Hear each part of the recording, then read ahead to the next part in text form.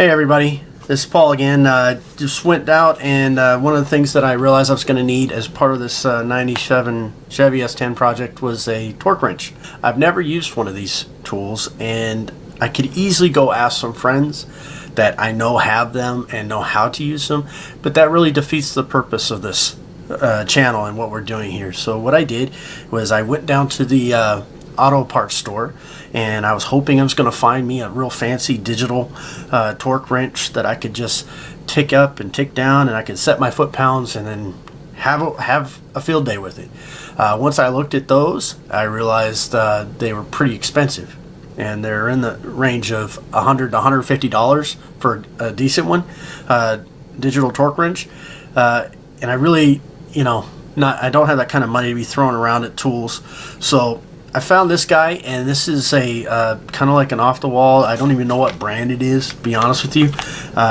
And it's not written on any of the documentation, the little pamphlet. There's a little pamphlet that came with it. It's not anywhere on there. So here's a $20 torque wrench.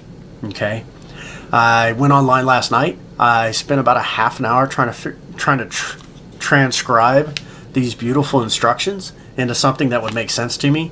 I finally found one YouTube video. It was really good, and he answered the one question I had. So I'm hoping that with this video, I'm going to save you about 30 minutes of your day, and we can answer all your questions so you don't have to go online and look at a bunch of different videos to get that one question answered. So first thing you want to do is, this is a inch-pound torque wrench. So the irony is, I'm looking for foot-pound. Everything's in foot-pounds in my maintenance guide.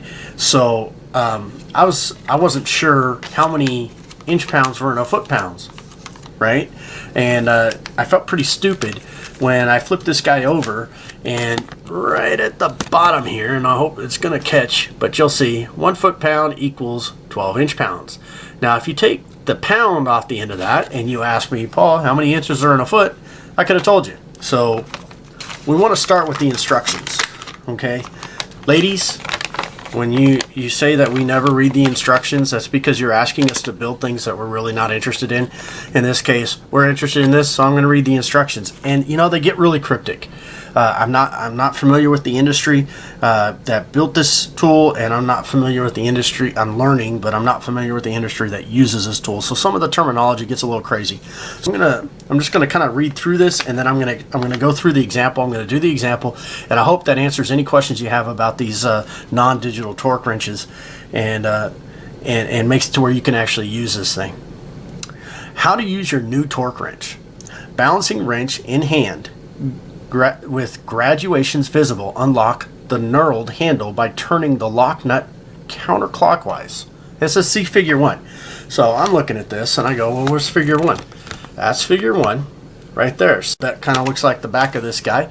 And and then I got a little hung up on a couple things like graduations and the word knurled, and it's spelled with a K, so I kept calling it knurled. I went online and I looked up on the dictionary.com, and I looked up the word knurled, and all knurled is the lathing technique that applies this diamond pattern to the handle. So what they're saying, all they had to do is say turn handle, but they say turn knurled handle, and it throws me off again.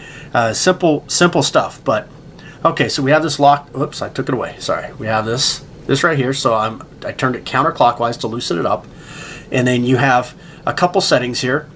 We have this in inch-pounds on this side, and on the other side we have it in Newton.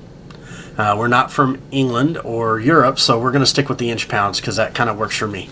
So I'm going to go ahead and set this to 0.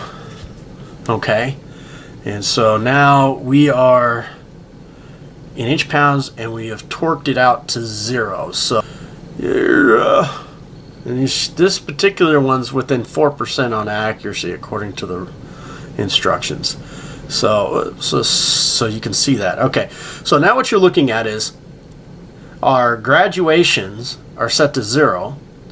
Then there's a vertical bar here, and you can see these little slide bars coming from numbers, and those numbers count up in increments of 120 inches or inch-pounds. Their example says to set this to 504 inch-pounds, what you got to do is you turn this, oops, I keep taking this out of focus, sorry. We're going to turn this knurled handle clockwise to move it up, and it's going to slide up this arm here until we get to the right setting. Okay, so it's going to be kind of hard for me to do this while you're watching, but I'm going to give it my best shot. So as you can see, as I turn this, it slides up the bar. All right, and we want to take it to 480 because we're going to set this to 504. So where's my 480s? Up there, right up there, right up there. So we're going to take this to 480, and you see what I'm doing is I'm stopping. I got to set it to 0 right at the 480. There it is. Okay, so I'm going to let this focus again. All right, and you can see there's the 480, and you can see it comes down, and 0, that slide touches the vertical bar, and it's at 0.